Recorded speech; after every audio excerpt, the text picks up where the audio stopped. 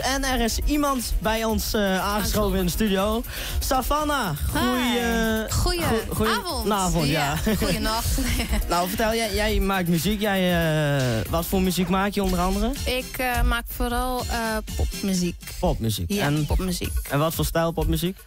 Een beetje rock, een beetje poprock. Beetje knallende, ja, een beetje power pop rock. Oké. Vrolijkheidsmuziek, laat maar zeggen. En je bent nu 18? Ik ben nu 18 jaar, ja. Ja, ik zat zo net in de studio. Is die 18? Is die 18? Is die 18? Ik kan niet geloven, ze lijkt wel 6 jaar. Nee. Ja, misschien net wat ouder dan 6, misschien maar... kan wel 7 jaar, nee. En je bent 18 jaar. Hoe lang ben je al bezig in de muziekwereld? 6 jaar.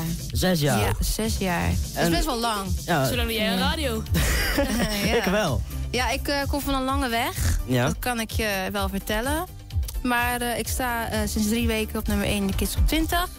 Ja. En vanochtend is Etio Boulevard bij mij thuis geweest voor een leuk itempje. Zo. En ben ik vanavond te zien geweest in Etio Boulevard. Maar ik heb het helaas niet kunnen zien, want ik was bij een meeting. Dus ik moet de herhaling gaan zien. Ja, daarvoor is RTL gemist, toch? Ja, de Etio gemist. En dan kan ik zeggen, oh my god, had ik niet anders kunnen doen. Dus je gaat wel lekker in, ik ga lekker in de muziekwereld. Ja. En die 6 jaar, waren dat alle 6 jaar echt goede jaren van jou? Of zijn het zijn natuurlijk beginjaren van je weet niet wat je wil. Je bent natuurlijk wat jonger, je bent 12, 13, 14, 15, 16, 17. Maar ik ben nu tot een punt gekomen dat ik gewoon echt weet wat ik wil. Wat voor muziek ik wil maken, wat ik wil uitstralen en waar ik naartoe wil in de toekomst. Dus ja. En je wilt hier ook verder mee gaan met muziek? Je wilt absoluut. Stijgen naar top? Anders had ik al lang opgegeven natuurlijk. Ja. Want ik ben best wel lang bezig. Dus ja, het is wel iets wat ik heel mijn leven wil doen natuurlijk. Maar daar doe ik mijn best voor om dat te realiseren. Ja. Ja, en wij hebben dus elke vrijdag een cover. Dat heeft bij ons een Cover Friday. Maak je ook covers? Ik maak geen covers. Niet op YouTube of zo, wat je ziet. Maar ik doe wel covers op het podium. Oké, ja, ik zag op je website, je hebt een cover gedaan bij Giel, 3FM. Ja, Sweet Goodbyes van Crazyhip. Ik heb meegedaan aan de Nederlandse Birdie toen. Ik weet niet of je dat kent. Toen ben ik ook in de Wereld Draait Door geweest. Heb ik een stukje mogen zingen. En het was eigenlijk een beetje met een grap begonnen. En ik kwam daar zo ver mee. En op een gegeven moment heb ik me wel zelf uitgetrokken. Omdat het begon eigenlijk met een grap. En ik wil graag iemand anders de kans geven om te winnen. Ja. Omdat ik zelf al best wel professioneel bezig was. Zoiets is laat van mij. Ik was 6 uur op.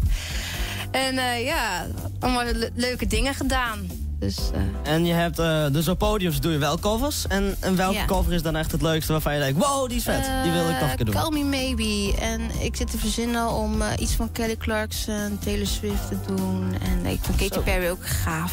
Dus ja, ik vind alles leuk. Dus dat is moeilijk kiezen, hè? Ja, als je alles leuk vindt. Ja. Net zoals bij de McDonald's, dan weet je nooit wat je wil. Nou, dan heb ik geluk dat ik geen friet lus. Lust je geen friet? Nee. Nee, eigenlijk is dat niet zo lekker, hè? Nee, ik vind soms. Ja. Op z'n tijd. Nou, dat ook niet. Maar ik zag... Smaken verschillen. Ja, precies. Maar ik zag jou net hier staan, in interview. Ja. En ik zag dat je een beugel had. Maar is dat niet veel lastiger dan om dan mee te zingen? Omdat je zo'n... Ja. Een beugel? Ja, ik heb sinds kort een beugel. En meestal beginnen ze daar iets vroeger mee. Ik ben daar afgelopen januari mee begonnen. En ik zag er best wel tegenop. Ik had best wel, laat me zeggen, scheve tanden. En dat vond ik best wel vreselijk. Maar toen heb ik toch de stap genomen om hem te nemen. En ik heb een systeem, Damon systeem. En ik doe het zonder elastiekjes. En het gaat gewoon 1 keer per maand gewoon een draad in. Hetzelfde als mij dus. Ja, dat gaat allemaal hartstikke makkelijk. En het doet natuurlijk wel even pijn. Maar het is binnen een half jaar zoveel veranderd. En ik ben zo blij ermee. Maar qua zingen... Eigenlijk is het me hartstikke meegevallen. Ik was natuurlijk wel een beetje bang van... dadelijk horen ze het of daar kan ik niet goed uitspreken. Maar eigenlijk valt me mee en ik klaag niet. Ja, en wij beginnen natuurlijk met het internetradio maken. In ieder geval heel veel mensen die radio maken beginnen met internet. Ja. Hoe is dat een beetje op jou begonnen met zingen? Bij mij is het begonnen eigenlijk in mijn kamer. Ik was fan van K3 en zong ik elke dag mee met cd's. En op een gegeven moment hoorde mijn moeder dat ik een beetje goed kan zingen. Alle kleuren van de regenboog. Alle kleuren van de regenboog. Ja, ik zong ook heel vaak musicalnummers van Doorn Roosje in die tijd. Goeie oude tijden. En ja, daar is het eigenlijk mee begonnen. Toen heb ik auditie gedaan voor de Wereld van K3. Daar hadden ze zo'n karaoke-onderdeel. En toen ben ik in de uitzending gekomen. En dat smaakte naar meer. Ik heb 3 keer meegedaan aan het Avenue Songfestival. Holland's Got Talent, Wanna Be a Popstar. En ja, nu zit ik hier uiteindelijk na een lange weg. Spannend, hè? Dat is lange weg, ja.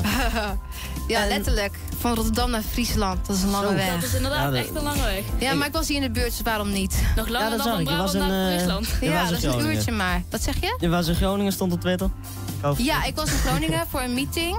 Ja. En ja, die meeting is goed verlopen. Met een boekingskantoor.